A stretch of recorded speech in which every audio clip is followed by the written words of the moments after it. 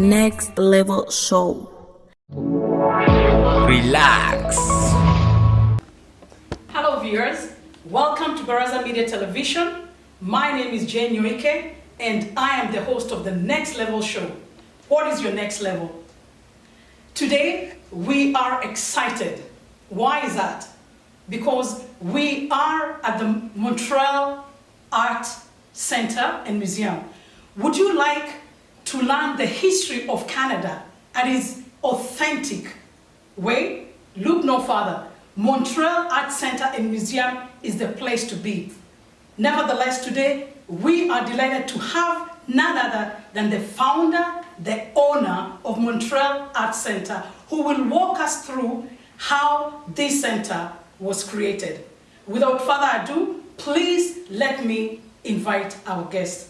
Welcome, Allan. Well, thank you, Jane. It's a pleasure to have you here, and I'm really delighted to be able to tell you the story of our building and the history of it and the connection to Montreal and to art and entertainment. You know, we're a not-for-profit organization, and we support both visual and performing artists. The mandate here is to bring out the best in Montreal painters and sculptors and you know, people that draw anything in visual arts.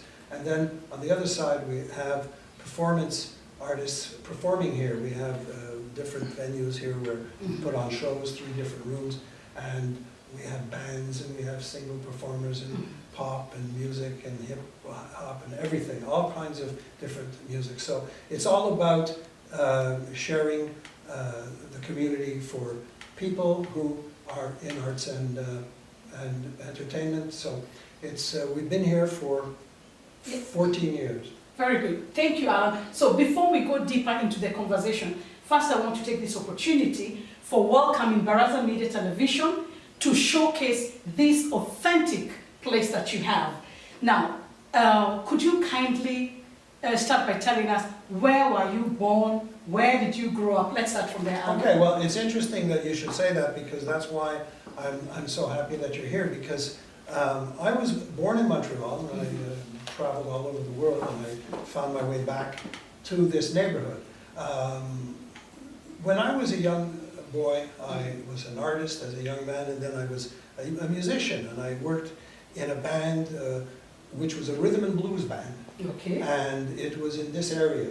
With this area is Little Burgundy and Griffintown. And it's been traditionally for the past 150 years a black neighborhood where it started. The porters from Nova Scotia came to build the railroad. This is the Industrial Revolution of Canada started in Griffintown, Little Burgundy, and the Grand Trunk Railroad and all the railroads started here. And there was immigration came from Europe, from Poland, from the West Indies, and from Ireland, a lot of Irish people. So that's where this whole neighborhood was settled.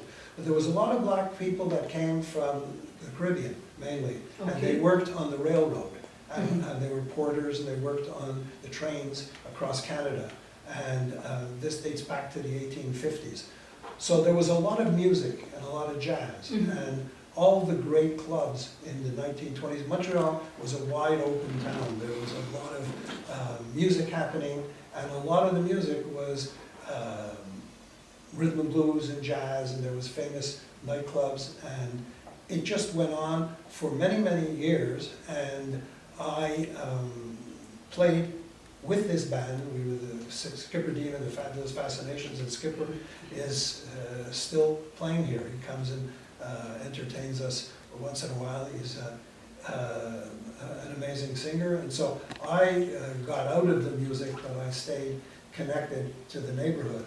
And it's really interesting that we connect. We work closely on occasion with the Union United Church, which is the great church, black church that's right near the Atwater Market. Right. And Actually, Nelson Mandela came here. Oh. Did you know that? Yeah. Oh, I did know. He was at that church, yeah. He came here and with Trudeau's father, Justin Trudeau's father, Yes. Pierre Elliott Trudeau. Yes. So there's always been a very big connection, all right, to the black community, and we've done many shows for them, and we're doing one in the spring with them.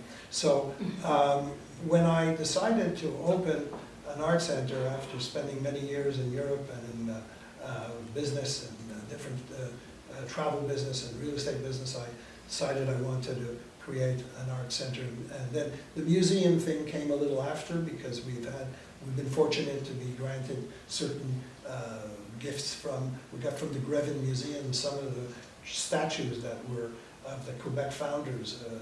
They're very valuable. They were donated to us when they closed the Grevin Museum in 2021. Yeah. And we were able to get, so we became really a museum in 2021, but we were an art center, and we have 50 artists in the building. And these artists work out of studio spaces, and they come and go. They're here from 8 in the morning till midnight, and they enjoy the ability to put their art together in this building. And each artist has the right to have an exhibition for 1 week each year. So, very good. So it's a fantastic thing for them. Good. So before we come to that, for the sake of our viewers who are watching here in Canada and in Africa, my question would be, what inspired you to create Montreal Art Center and Museum? And also tell us the story of how it all began, and what was your vision for the center then, and how has it evolved? Okay, Yeah. you ask an interesting question. Things happen sometimes by coincidence, sometimes by accident, but sometimes you inevitably find your way through the maze to get to where you want. Yeah, that's what we want to know. I decided that I wanted to open an art center and work less and paint more. Right. And for the last 14 years, my wife has been saying, what happened to work less and paint more? Because I'm here 7 days a week, probably. It's, 8 hours to 10 hours a day. It's ridiculous. But So you are an artist as well? yes, I'm an artist as well. I've been an artist since You are a singer and also an artist? Well, I think I'm more of an artist than a singer, but I Okay. started when I was probably 5, 6 years old. I have a painting upstairs in our kitchen that I did when I was 10, and I have, as you've seen, paintings in the building that I've done in the last few years, but I stopped for 27 years. And the message I could give to anybody who had art, I saw an interesting quote this morning on a website that Pablo Picasso, he had some great sayings. He said, good artists copy, okay, great artists steal, okay? So he had another one that I saw this morning about you can spend your whole lifetime trying again to learn how to paint like a child. Right. It's hard to keep to be able to paint like a child. So all children are artists, but they lose it. So I stopped probably at the age of 17, 18, 19, and I stopped for 40 years. But it's like riding a bicycle. If you did it as a kid, you get back on it. So Definitely. my advice to visual artists is just don't stop. And if you do, you'll find your way back as an artist. So I was looking to open a place, and I had just spent 10 years in England. Okay. And I came back and I wanted to find a place. So I was looking at a place that is now the original horse palace down the street. Okay. And a real estate agent told me to go and look at it. And he says, if you see something funny there, don't be discouraged, the place is for sale. And I saw a tail of a horse wagging. So I said, what am I doing there? Anyway, that now is the Leo Leonard's Horse Palace, and it's still there, and they built condos all around it. But I didn't get that place, but I got this building, which was behind Lucky Luke's horses. And there was about 15 or 20 horses behind us on the next street, on this end street. And those horses now, unfortunately, are going, and there's new condos going up there. So, but we were lucky, because this is a patrimonial building, and it's not protected from the standpoint that it can't be torn down, but it's protected from the standpoint that I bought it. and it won't be torn down. It's not going to be torn down. And so we monetize the building. We have a few restaurants downstairs that help with the revenue. And the building was built in 1875 to 1879. It took 5 years to build. Wow, 1875. To 1879. It's over 140, 50 years old. What's interesting, we had the COP15 conference here in Montreal at the Allan Congress last year, and we had people come over here because this building is built in BC fir, Douglas fir, and it's 1% of this wood is left in existence today. It's like the California redwoods. There's nothing left of it. The Notre Dame Church is built with it. It's just a magnificent wood, and it's almost extinct. So the building is a work of art in itself, but it didn't look like this when we moved in. It was a place where they kept electric motors. It was a warehouse, and it was first, the original was Westinghouse was in here, and first the Caledonian Iron Works, and then Westinghouse, then a company called Baldor Electric. So it was always electric motors, and it was a big mess.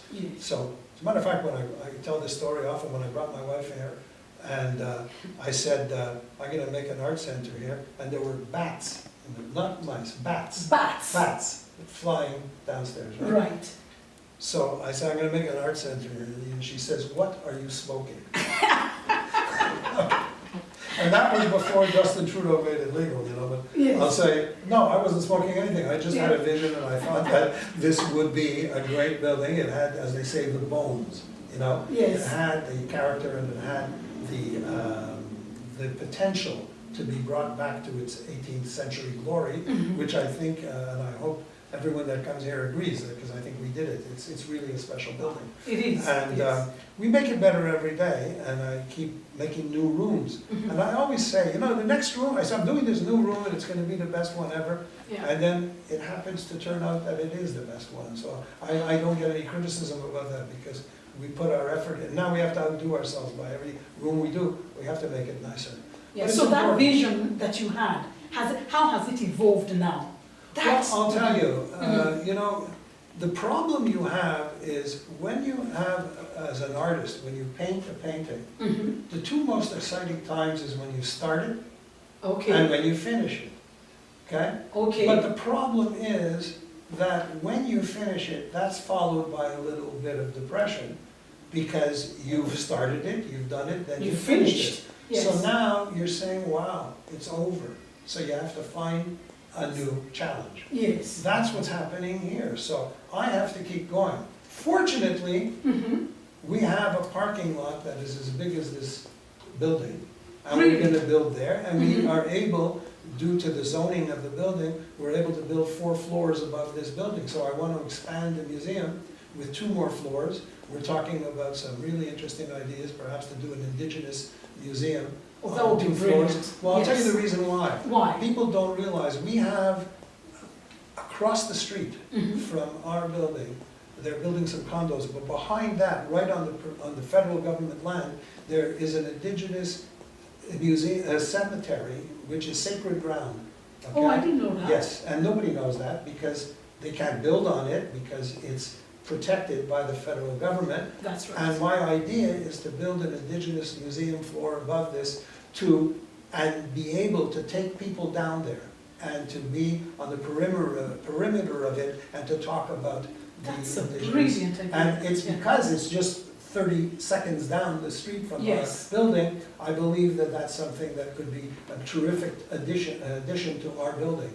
To build, and it's obvious that there's tremendous indigenous art across the country that has been traveling all across the country for many years and seen by people from all over the world. So I think that's one of my ambitions, is to do that, and also to have more other things to help monetize. We are not, we're planning to become a federal charity to have status for tax receipts, but right now we're a not-for-profit. And that could help too, because then we can have some tax deductible donations given by people. But really the only subsidies of any kind that we have is some protection for municipal taxes because it's a not-for-profit. But we do get some contributions, but it's basically been supported by our own ability to generate revenue from the artists and from performing nights and from, so we are able to serve food, and we're able to serve liquor and wine and beer. So this all helps. But it's about taking it to the next level. The new thing we're doing right now is creating a new private members club. And that we're starting in the next few months, where we'll have people that appreciate what we're doing and appreciate art and music, and they'll be able to spend more time here. You have tremendous condos development in this area, and they're all small condos, and they're very expensive, and people are living in small condos. So we have a huge building here, and we have a lot of public rooms, so people can come here. We have 2 film theaters, a small one and one that can show up to 60 people, but we have a little intimate theater that can show 15 people movies, and we have an arrangement with the non-theatrical production, a showing of movies with Criterion Picks, which is for museums and galleries like ours. So we have 6,500 movies. Wow. Our members will be able to come and see these movies with their friends for free in our theater. So there's a lot of benefits in our new club offer. Very good. Yeah. So it's just a question, we have to reinvent ourselves every day and make sure that we keep the lights on. Very good. And what are some of the biggest challenges you have faced in this as a leader in the art? Well, if you're speaking of challenges, yes, there's many challenges that we have. One, of course, is to operate effectively and to be able to afford the operation of keeping this place going. It's a challenge in itself. Yes. You know, the staff that is needed, the expenses, the hydro. That's correct. It's a business. It is, yes. It's not a business for the sake of being a business. I always tell everybody, I don't mind being a not-for-profit. I mind being a for-loss. Okay, so I'd be very happy to break even, all right? And we've been subsidizing it. I personally have been subsidizing it for many years. But we're coming to a point now where we're optimistic, and we're very happy that it's coming to a point where it'll even get better, and we're going to add on, you know, to the building and add on in the parking lot. Yeah. We've been talking to people about building a hotel or building, you know, apartments or a hotel or a combination of both. We take advantage of having guests. We have a small apartment that people can share as part of our membership in our club, where people can stay in the apartment, their friends and relatives coming to Montreal. So we have a lot of really exciting plans that we're creating, and I follow other art centers and other institutions that I can learn from. A couple of my favorite museums is the Frick Collection in New York, which is an amazing place, which was also a home first, and we made this look like a home. It was never a residential building, but we make it look like a home. A lot of people come in here and they feel that it looks like it's been a home at some time. But it's about the idea of bringing back the 19th century. Yes. This building was built in 1875, so why make it look like the white box of the new galleries? We don't want it. We want it to look. What happened was, when you had when the Louvre, and you had in France the Salon, what happened was, artists would come and they would have paintings going from the floor to the ceiling. Okay. And it's like when you buy toothpaste in the drugstore, you'll see the Crest toothpaste is at your eye level. That's why, because Procter & Gamble's a big company, and they make sure that their toothpaste is at eye level. Visible, yeah. So when you were Louis David, the artist, his paintings were at the eye level. All right, the great artists of the Salon, their paintings were at the eye level. The lesser ones were near the floor, and weigh 30 feet. If you look in the Louvre, you'll see how high those ceilings are. So some of those paintings up on the ceilings, people saw them, but they weren't important. So, but it was democratic. Everybody came and saw the paintings because you had thousands of paintings. Right. So that was the idea of the salon, is that everybody's paintings were seen. Now you go into a museum, you go to Art Basel, you'll see one painting on a wall, and the whole wall is white, and it's the size of this room, and it's got one painting, okay? That's not very democratic. What it is, it's showing a painting that's going to be sold for $5 million Right. to the 10 people that are able to come in and buy it. Yes. That's not what we're trying to do. We're trying to have 500 paintings for people to come in and buy it for $50 to $500. Fantastic. So it democratizes art, and it is good for the artists, and it's good for the visitors, because not everybody can buy a painting for $1 million. No. And not every artist can sell a painting for $1 million. So it's bringing back the salon. This is what we're trying to do. We're trying to bring back where artists can sell their paintings at reasonable prices. Right. And our artists and the buyers can buy them at reasonable prices in an environment where the only thing that they're not getting is one painting on a wall. They're getting 100 paintings to look at. We started a thing called the Emerging Artist Exhibitions. It's we're doing it 4 times a year. We're doing one next week. I think it starts this weekend. We have 18, 20 artists that are showing their works. Right. And they are able to.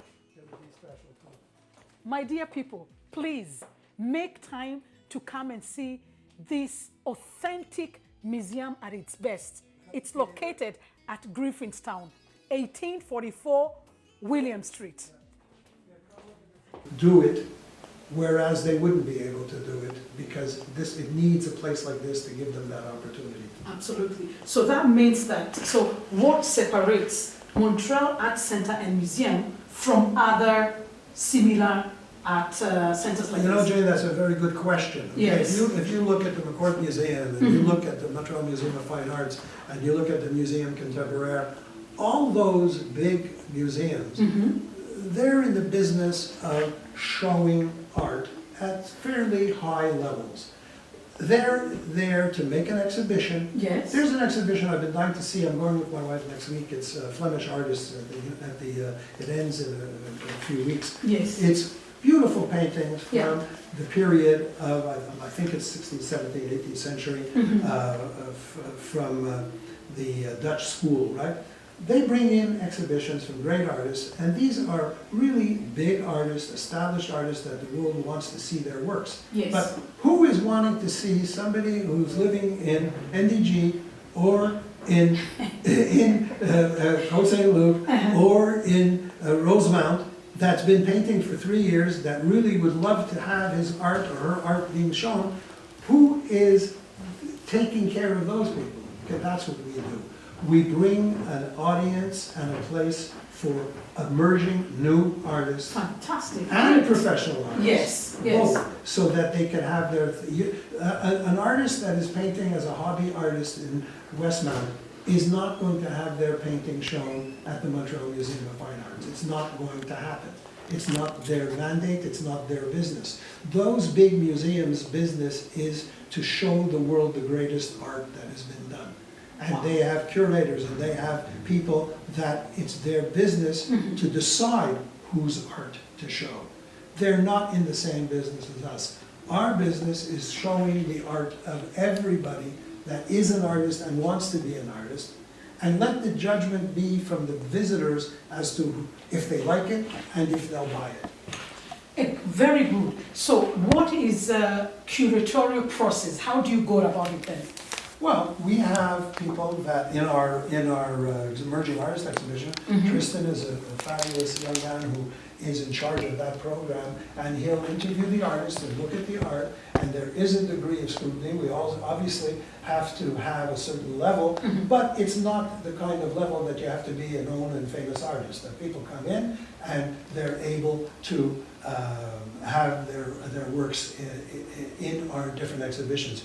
We also have, as I mentioned, this is important, that our resident artists, Yes. they get a free exhibition, they don't pay for it. Every artist that Lovely. rents their space, they get a 1-week exhibition in our different galleries here, mainly on our William Street gallery. So it's a question of, like, we need to monetize the building and monetize the art center. Yes. As I said, because we're not funded by any government agency, so we have to come up with different ways of doing it. And it's always a challenge, but we've been managing for 14 years, so I must say that I think we're accomplishing it. I think I really love that because it means that you're accommodating, the ordinary citizen of Canada. That's what If they're talented with art, yes. this is the place to be. That's right, that's what we're here for. Very good. And how do you balance the artistic vision and the business responsibility? Like I said, I just repeat what I said before. I Yeah. don't mind being a not-for-profit, I mind being a 401. So every day it's a challenge to make sure that what comes in is not going out more. Because if it's going out more, it's coming out of my pocket. Yes. And what advice would you give to an Imagine art leader? Well, Like okay, yourself. Okay, I think that you have to obviously have a passion for art. Okay. I've had people that come in here that connect to what we're doing. Yes. You yourself, Jane, you've given me a lot of compliments today about how you appreciate and see what we're doing and Yes. acknowledge it.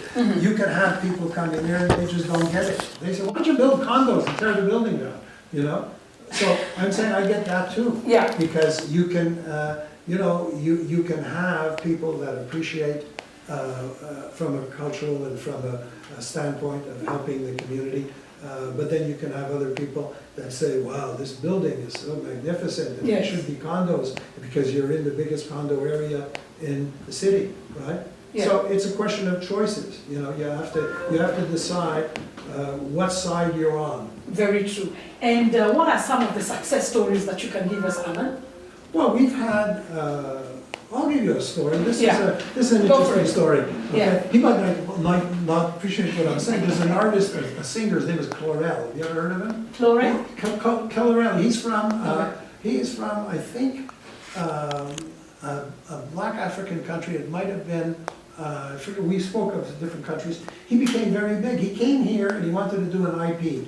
Okay. And he sang here 3 or 4 times in our little bar. Right. He's a big star now. He's Excellent. all over the world. Wow. All over the world, yeah, absolutely. And without getting into too many personal stories, we've had people that come to work here Right. as assistants in our administration desk and as working in the office and as volunteers. Right. And they've gone on and gotten very big jobs in the art industry Yes. and very big jobs in fundraising. Yes. And then we have the other side of that coin where we've had people that are more retired that are coming back, who are looking for things to do to keep busy. So it's a home for people who want that kind of home. It's a place for people who can identify with what we're doing and want to be part of it. Yes. There was a great comedian, and only older people, all right, would remember. His name was Groucho Marx. Okay. And he had a great line. He said, "I'll never become a member of a club that would have me as a member." Okay. You're funny too. Well, no. So this is it. You have to have a passion, all right, Right. for what you're doing. If you are committed to something, there has to be a reason, because if you're committed and you do it, it works. If you're Yes. not committed and you do it, you're going to be not happy with your involvement. It has to make sense. Yes. And when people ask me how come I spend so much time here and how much I'm driven by making this place work, Yes. it's because I believe in it. Yes. Very good. And my other question would be, so we are at Griffinstown right now. Yes. And how have you engaged the community with your, Well, with your center? there's a few related municipal sponsored organizations. There's a few people that we work with, and there's an association in the area here Yes. that we work with. It's something that we continue to do, and we're trying to get the word out and engaging ourselves and getting to be known more by the people, by the new population moving in here. I have another joke I always tell everybody when they ask me, wow, when they come here, they say, this place is amazing, how come I never heard of it? And I say, that's because I'm a marketing genius. I've been doing marketing for half a century, and that's Yes. why I'm like the shoemaker without shoes. Right. Okay? Yes. That's the problem. So we are now getting more recognition, but we've been very busy building the place, and Right. it is happening by itself. There was a great film called Field of Dreams, if you Right. remember. And it was all about a guy who built this baseball field in the middle of a cornfield in Iowa, and his line was, "We'll build the field and they'll come to play." And that's the first thing I was saying here when I started renovating this building. I reminded everybody of that movie with Kevin Costner, The Field of Dreams, Yes. because he said, "We'll build the field and they'll come to play." And they are coming to play. They're coming to play more and more than ever, you know. Yes. It took us years to fill up the spaces. We only have about 5 or 6 empty spaces right now, and once they're gone, they'll be on a waiting list. One of the places that I modeled this place after was the Torpedo Factory in Alexandria, Virginia, which is a suburb of Washington, D.C., and it caters to Maryland, Virginia, and District of Columbia, and there's about 10 million people there. Yes. And this was a munitions plant on the Potomac River. They made torpedoes during the Second World War. Yes. And it was taken over by a group of artists, and they had a torpedo in the lobby, you know, just, Wow. for display. It's 5 times the size of this building. They had 300 artists there. When I opened, I went there 2 years later. And Right. the chairman, the boss, and I went with my wife, and they congratulated me because they said that some of our artists had come to your Montreal Art Center, Yeah. and they saw how nice it was, and they said that the guy told us it took him years to get as many artists that I had. Like it took him 7 years to get the artists I had after 2 years. Yes. But what was interesting is that this place has a waiting list now. It takes 2 years to get in it. Oh. There's 300 artists, or 150, or 200, I don't remember how many, Yes. but we can't get in there now. And when we have this thing full, So it's there'll full be a now as we wait. speak. Well, we have maybe 4 or 5 spaces because people come and go. Okay. You know? Yes. But I'm saying, as it catches on more, an artist that comes, and we have some artists here for 7 to 10 years. So as we reach a point, this year I believe we'll reach a point where we'll be full, Yes. or in 2025, then there'll be a waiting list, and it'll be very difficult for an artist to get in here, okay? And, you know, when we build upstairs, I want to build more spaces, Yes. you know? So that's the next step, that's my next challenge, is to develop the property and make it bigger and have more space. Very good. Oh, this is it. This is. So I did these paintings many years ago, in 1997 and 98, and it's from Tibet. And this is they have a game like a polo, but they chase a handkerchief. It's very crazy. And it's in Lhasa, in the Himalayas. And these took me years to do, 2 or 3 years. And this is David, this is an English artist, David Roberts, and this is in the Middle East, and it's near a place called the Monks of St. Catherine. It's near Sidon. So he did lithographs. So I did this painting from his lithographs, and this was an elevator shaft, and the city condemned the elevator, all right, which was really not necessarily necessary because these are wood. Yes. And they burn slower than steel. But they thought that it wasn't safe to build. The elevator was bringing up 3,000-pound motors for the last 75 years. Okay. So go, you know, as they say, fight with City Hall, you can't. So, Yeah. you know, but we made a beautiful gallery. out of It's it. beautiful. And this It's was beautiful. a contemporary of Renoir, who was painting with him in a very similar style at the same time in Paris at the turn of the century. And this is a painting I did of Celine Dion, which I did with... Painting of Celine Dion Yeah. by Allan, the founder, owner of Montreal Art Center and Museum. Okay. Here you have it. Paintings done by the founder and the owner of Montreal Art Center and Museum. Follow your dream, follow your passion. True testament. Now, what advice would you give to the African diaspora that have made Canada their home?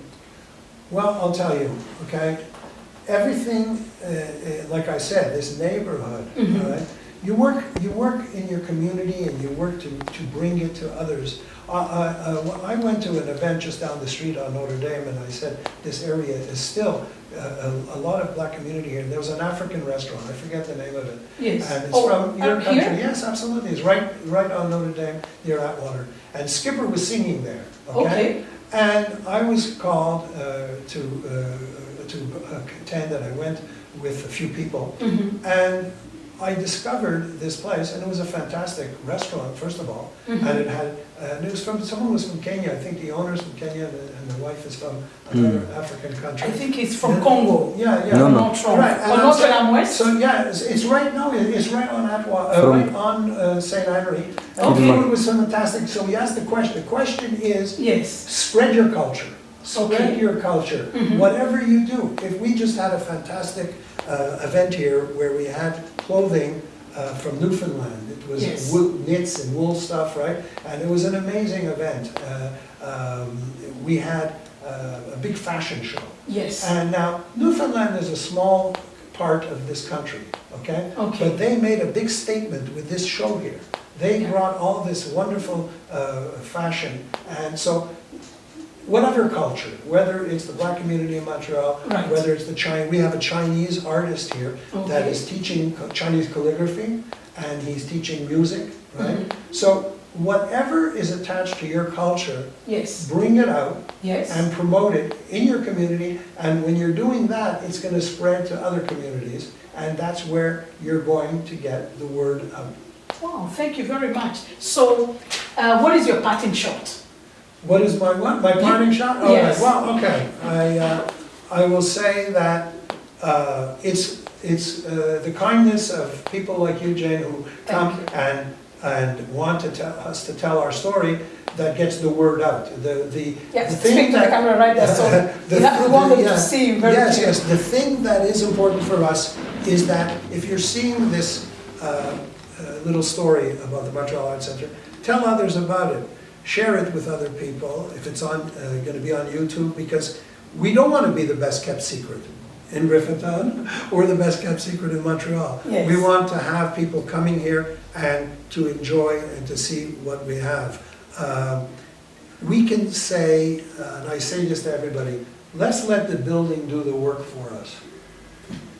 Does that answer your question? Beautiful, very well And I done. thank you. Thank you. Thank you so much, Allan. Thank you very much for giving My us pleasure. the opportunity to showcase this beautiful, magnificent building that you have. And once again, this is Baraza Media Television. We are at Montreal Arts Centre and Museum, 1844 William 1844 William Street. Thank you all. Please subscribe to our channel. We are in all social media platforms. Once again, my name is Nyoike, and I'm the host of The Next Level Show. So see you this weekend at Montreal Arts Centre and Museum. Thank you very much. Bye for now. Next Level Show. Relax.